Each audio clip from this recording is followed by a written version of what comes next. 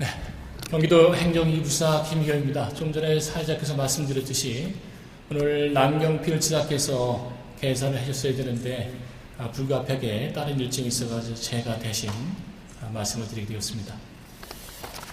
먼저 바쁘신 국정 일정 중에도 불구하고 오늘 이 자리에 참석해 주시는 정의아 국회의장님께 진심으로 감사의 말씀을 드립니다. 그리고 임명진 목사님 또 영단 스님을 비롯한 많은 내외 기빈분들께서 참석해 주셨습니다. 감사합니다. 오늘 국제학술회의를 준비해 주신 것이 경기도학교 신한대학교입니다. 신한대학교의 김병옥 총장님 또 이번 행사를 전부 다 총괄해 주신 최완규 찰분단 경제문화연구원장님을 비롯한 국내의 학자 여러분과 모든 분들께 감사의 말씀을 드립니다. 여러분들 잘 아시다시피 금년이 광복 70주년이고 분단 70년을 맞이하고 있습니다. 대통령께서도 통일이 대박이라는 말씀하시고 통일을 이루어야지만이 우리가 진정한 광복을 맞게 된다 이런 말씀하시는 그런 해기입니다. 이러한 때 오늘 남북한 평화 공존 가능성과 새로운 통일 방향을 모색하는 자리를 만들게 된 것은 정말로 뜻깊은 일이라고 생각합니다.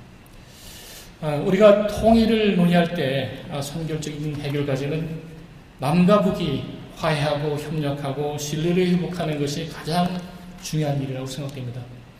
우리 경기도 같은 경우는 여러분 잘 아시다시피 남과 북이 대치하고 있는 그 제1선이기도 합니다. 여기서 조금만 더 하게 되면은 일반인이 접근할 수 없는 군사 분계선이 있기도 합니다. 우리 경기도에서는 이 접경도 있고 또 6.25 이후에 분단된 도이기도 합니다. 그래서 경기도가 통일을 준비하는 전초 기조로서 이러한 통일 준비 환경을 만들기 위해서 다양한 노력을 해왔었습니다. 저희가 준비하는 것들은 단순히 일회성, 이벤트성인 대북 지원이 아니라 북한 지민들이 삶의 질을 어떻게 하면 개선하는 데 실질적으로 도움을 줄 것인가, 그럼으로써 남과 북이 공존하고 상생하는 데 기여할 수 있는가에서 고민을 했었고, 그러한 사업을 위해서 말라리아 방면이라든지 농촌 현대화 사업이라든지 남과 북의 협력에 실질적으로 도움이 될 수 있는 체계적이고 중장기 사업들을 다양한 분야에서 지원해 왔었습니다.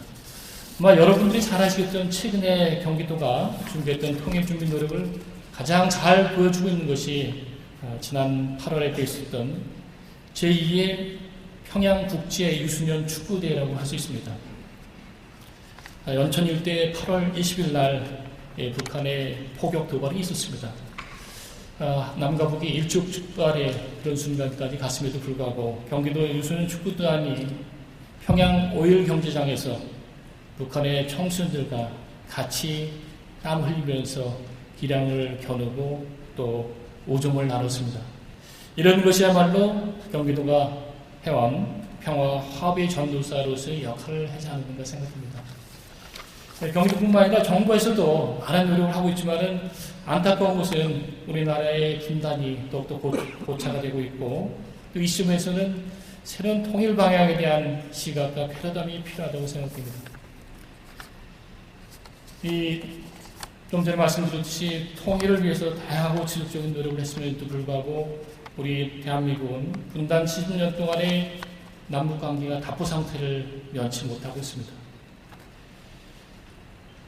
오히려 화해와 협력의 길로 가야 되는데 아직까지도 군사적으로 긴장되고 있고 대결하고 있는 또 서로에 대한 불신과 비난으로 또 점철되어 있는 면이 없지 않아 상당히 안타까운 심정이라고 할 수 있겠습니다.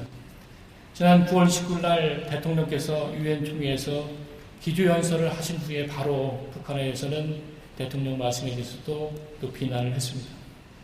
남과 북이 10월 달에 이산 가족 상봉을 한다 이렇게 했지만은 저는 잘 될 거라고 생각했습니다. 하고 있습니다. 그렇지만 10월 10일에 북한에서 특별한 도발은 없을 거라고 생각되지만은 아직까지도 이 한반도를 둘러싸고 있는 정세는 특별히 나아지지 않고 있고 또 통일의 길은 좀 더 요원해지고 있지 않는가 그런 면도 있습니다. 더욱더 안타까운 것들은 우리 국민들이 통일에 대한 관심들이 좀 묻어지는 면도 있습니다. 최근에 조선일보에서 통일과 나눔에 대해서 기고를 모련해서 많은 국민들이 참여해 그랬었지만은 젊은 사람들이 통일에 대한 인식들은 우리 기성세들이 생각하는 것하고는 좀 더 틀린 것 같습니다. 금년도에 서울대학교에서 이 통일 의식을 조사하는데 오게 되면은 우리 국민들이 절반 정도만 통일의 필요성에 대해서 공감하고 있다, 이런 반응을 보였습니다. 특히 앞으로 한국 사회를 이끌어내야 될 20대의 경우에는 불과 30%만 통일에 대해서 긍정적으로 생각하는 그런 면이 있었습니다.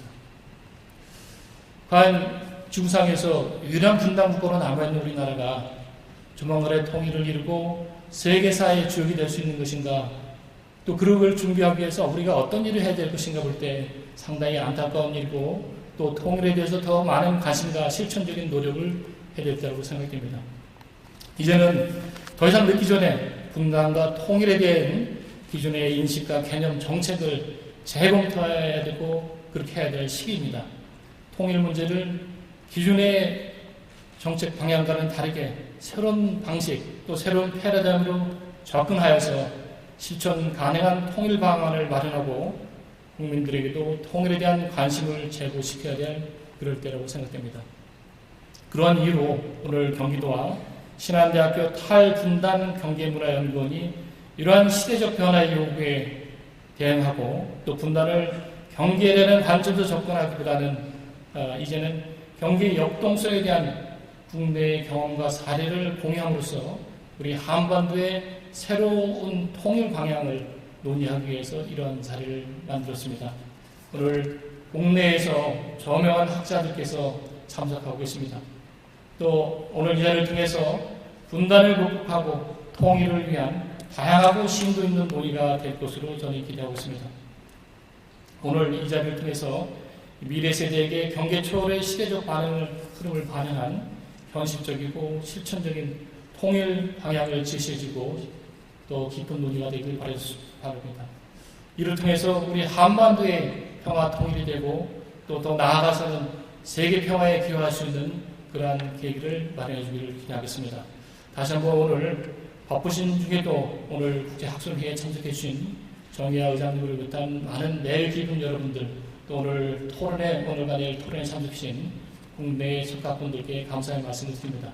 여러분들이 오늘 이렇게 참석해 주시지 단순한 행사가 아니라 이 자리를 계기로 앞으로 남과 북이 한민족으로서 진정한 화해와 대화를 하고 또 이를 기초로 해서 대한민국이 빠른 시일 내에 통일을 이룰 수 있는 날이 되기를 기대하고 있습니다. 그럼으로써 우리 대한민국이 세계 평화와 번영을 하는데 중심적인 역할을 할 수 있는, 사랑할 수 있는, 존경받는 대한민국이 되기를 기원하겠습니다. 오늘 다시 한번 이 자리에 참석해 주신 모든 분께 감사의 말씀을 드리고 항상 건강하시고 하시는 일, 좋은 일만 있기를 바라겠습니다. 감사합니다.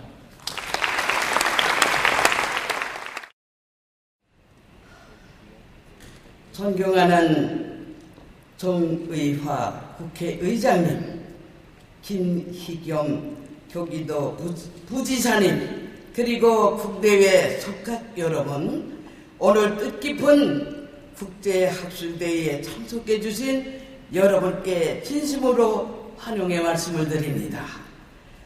분단과 경계를 넘어서 서국격의 부상과 새로운 통일 방향을 주제로 경기도와 저희 신한대학교가 공동으로 주최하는 이번 학술대회는 굴곡의 역사가 만들어낸 단전한 갈등의 메커니즘으로 토론하고 분단을 넘어서 통일을 향한 새로운 방안을 찾기 위해 마련된 곳입니다. 여러분들을 잘 아시다시피 올해는 광복 70년이 되는 해가 되고 분단 70년이 되는 해도 됩니다. 한 세기에 가까운 이 시간 동안 남과 북은 교류와 신장이 반복되기도 하다가 군사적 충돌이 이야기되면 그동안에 쌓아온 교류와 공존의 성과마저 약화되는 현상이 되풀이되고 있습니다. 이에 따라 정체적인 제도와 인용 차이는 너무나도 견고해서 독일의 전망은 더욱 멀게 보이는 것이 현실입니다. 그러나 남북 사이의 경계를 서로의 다름을 인정하는 조건으로 평화와 공존에 추구한다면 상황은 달라질 수도 있습니다. 이번 학술대회는 이러한 인식을 기반으로 남북 사이의 대립과 갈등을 해소할 수 있는 평화와 공존의 가능성을 탐색하는 좋은 기회가 될 것으로 믿고 있습니다. 이번 대회에 발표자와 토론자로 참석해 주신 분들은 분단과 분쟁 그리고 경계 문제에 대해서 훌륭한 학술적 연구 성과와 식교를 가지신 분들입니다.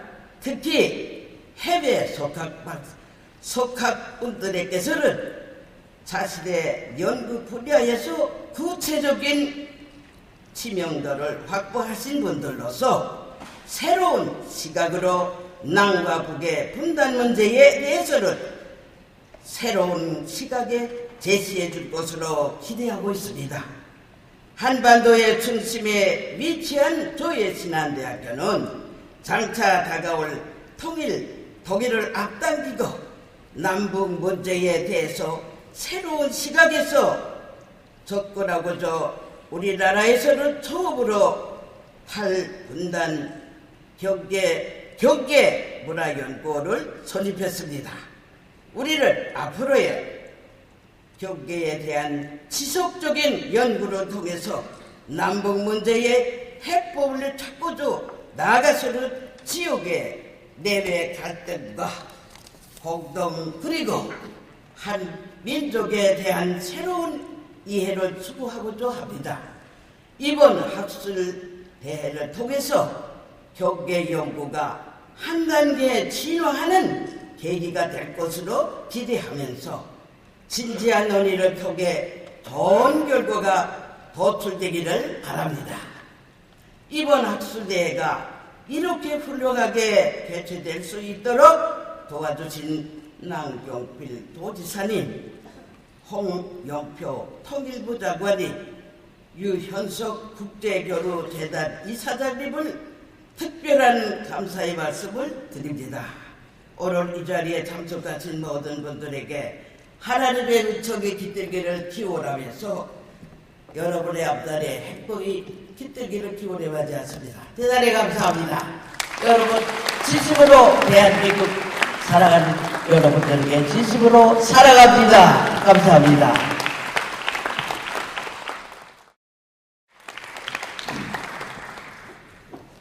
여러분 대단히 반갑습니다. 대한민국 국회의장 정의화입니다. 우리 경기도와 이 신한대학교가 공동으로 주최하는 국제학술대 개최를 진심으로 축하를 드립니다. 이 세미나를 준비해 오신 남경필 경기도 지사님과 김병옥 신한대학교 총장님, 그리고 최완규 탈분단 경계문화연구원 원장님을 비롯한 관계자 여러분들, 특히 오늘 이 세미나를 위해서 한국을 찾으신 국제관계 전문가 여러분들을 환영합니다.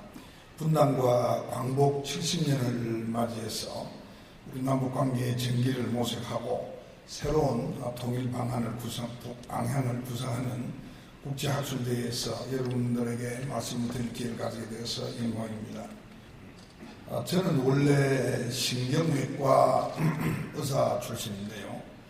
저는 그래서 가끔 분단된 우리 한반도를 반신불수 상태다 이런 얘기를 좀 하고 있습니다.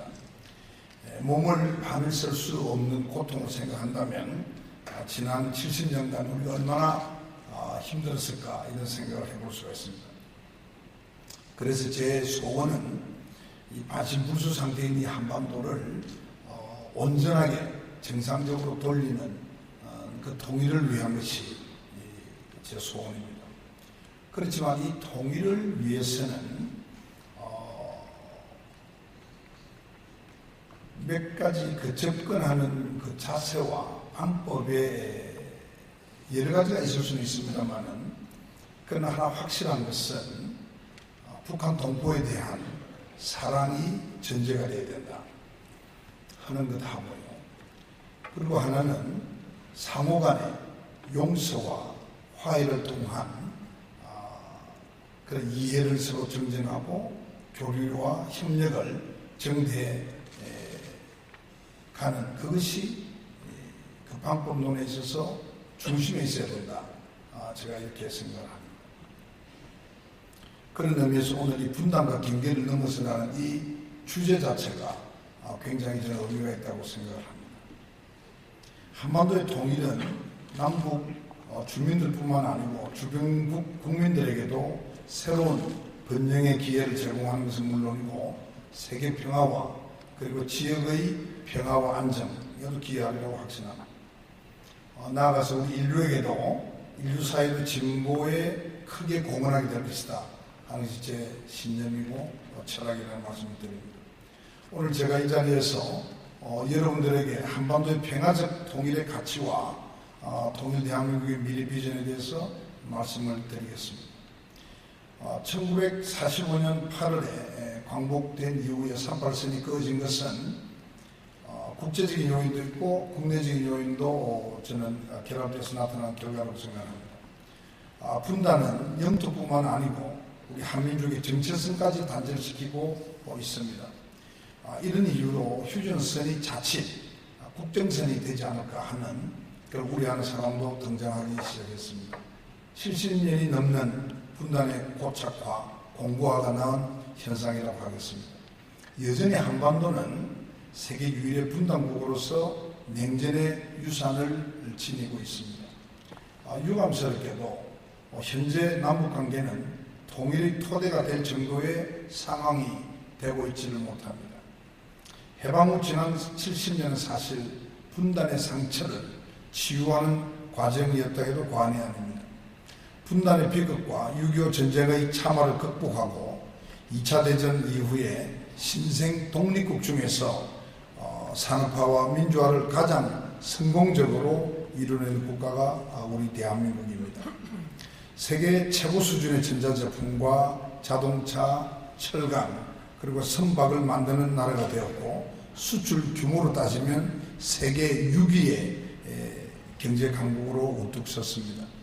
하지만은 어렵게 일궈낸 이 산업화와 정보화 그리고 민주화도 분단이라는 치명적인 이 현실 앞에서는 여전히 미완의 성취일 뿐입니다.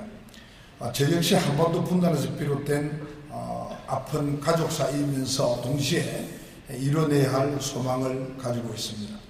제 장인은 고 김문묵 박사님이신데 이분은 평양에서 태어나서 평양의전을 졸업하고 평양에서 외과 의사로 일을 하다가 분단의 와중에 가족을 떠나서 호를 단신으로 남한에 내려온 분입니다.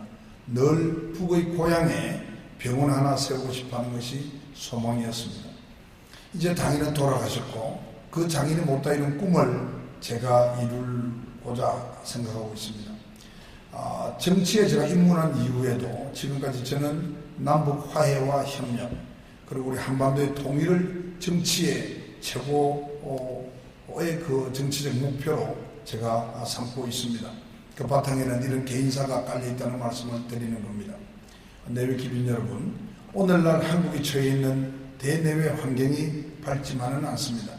이산가족 상봉은 어렵사리 추진 중이고 이달 말에 이루어집니다만은 그러나 너무나 적은 인원이죠. 남북관계는 여전히 한 치 앞을 예측할 수 없는 상황이 지속되고 있습니다.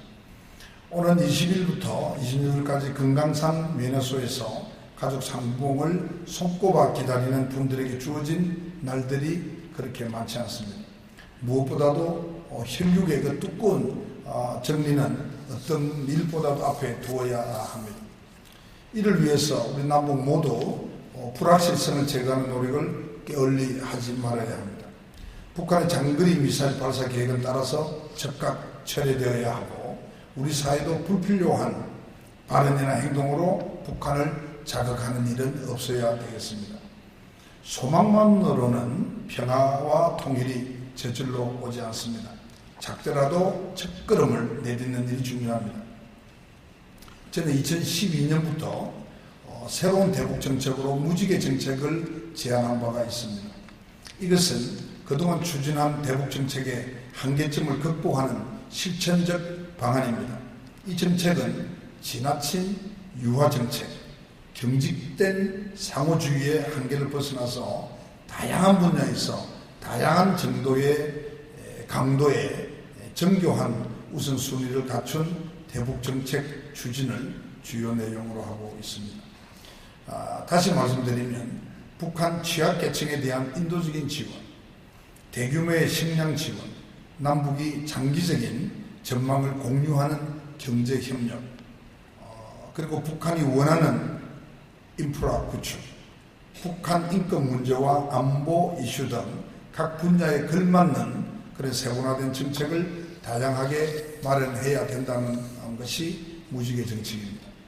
성을 지키는 것은 하책이고 마음을 치는 것이 성을 치는 것은 하책이고 마음을 치는 것이 상책이라고 했습니다.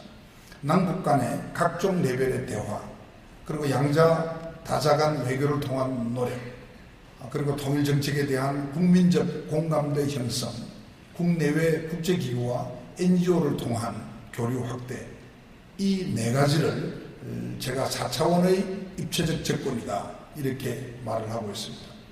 이렇게 대북과의 접촉면을 다양하게 만들어가야 된다는 것이 제가 생각하는 바입니다. 제가 추진하고 있는 남북국회 수장회담은 이러한 노력의 하나입니다. 이달 말에 이산가족 상봉 문제가 끝나고 상봉이 끝나고 난 즈음에 제가 통일부를 통해서 판문점을 통해서 최태복 북한 최고인민위원회 의장에게 제가 그 서신을 보내서 정식으로 제안을 할 것입니다.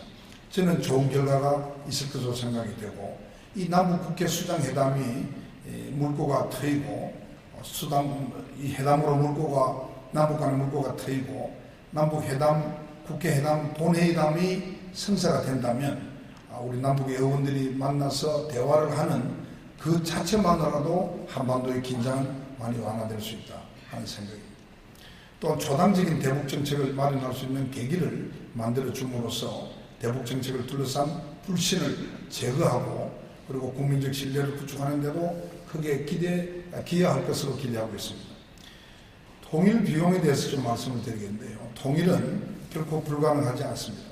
남과 북은 비록 지난 70년간 떨어져 살았지만 우리 5천년의 긴 역사를 보는 아주 짧은 일탈의 기간이고 우리 이 민족의 동질성에 비한다면 아무것도 아닙니다.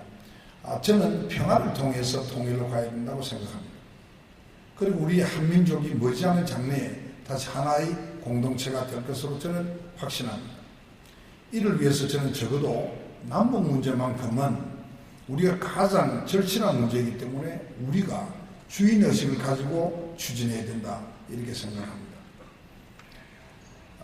주변국의 지원과 협력만 가지고는 물론 당연히 필요하지만 그것만 가지고는 아무래도 한계가 있기 때문에 적극적인 통일 외교 활동을 펼쳐야 되겠다 이렇게 생각하는 겁니다.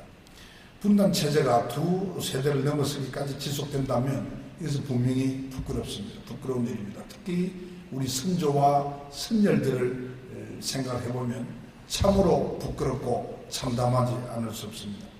분단의 경계를 허물어뜨리는 조치들이 과감하게 선행되어야 합니다. 이 과정에서는 비용도 발생할 것입니다. 그러나 이질적인 두 체제가 하나의 체제로 통합되는데 필수적으로 비용은 수반될 수밖에 없는 겁니다. 우리 국회 예산정책처가 최근에 조사한 바에 따르면 아마 이달 20일경에 발표할 예정으로 있습니다만 제가 먼저 좀 소개를 드리면요. 2016년부터 25년까지 향후 10년 동안 인도적 지원을 확대한다면 현재의 상태가 그대로 갈 경우에 통일 비용이 약 8,663조, 계산상 그렇게 대강 한 8,600조가 든다고 보면 인도적인 지원을 확대를 하면 3,020조 정도가 준다는 통계 결과가 나옵니다. 그 다음에 북한의 그 SOC 투자까지를 확대를 할 경우에 4,200조 정도 절감 효과가 나타납니다. 2026년에 한반도가 통일이 되고 통일 후 북한의 1인당 GDP가 남한의 66% 수준에 도달된다는 전제가 깔려있긴 합니다만은 인도적인 지원을 통한 남북 협력 수준이 높아질수록 통일 부담이 줄어든다는 결과를 이번에 볼 수가 있었습니다. 이런 말이 있습니다. 노자의 해안입니다. 장차 얻으려면 먼저 주라. 이런 말씀이 있습니다. 저는 오늘날 남북 관계에도 이것이 해당된다. 여전히 유효하다 이렇게 생각합니다. 내외 기빈 그리고 전문가 여러분, 현재 동북아 정세는 그렇게 녹록하지 않습니다. 한반도는 미국과 중국의 국익이 첨예하게 대립하는 그런 지점이 되었습니다. 중국의 굴기 그리고 미국의 아시아 균형 정책이 맞물려서 긴장된 평화를 배제할 수 없게 되었습니다. 일본은 평화힘법을 수정하여서 자국의 영토를 벗어나서 전쟁할 수 있는 보통 국가로 나아가려고 하고 있습니다. 러시아 역시 옛 소련의 명성을 재현하겠다고 나서고 있습니다.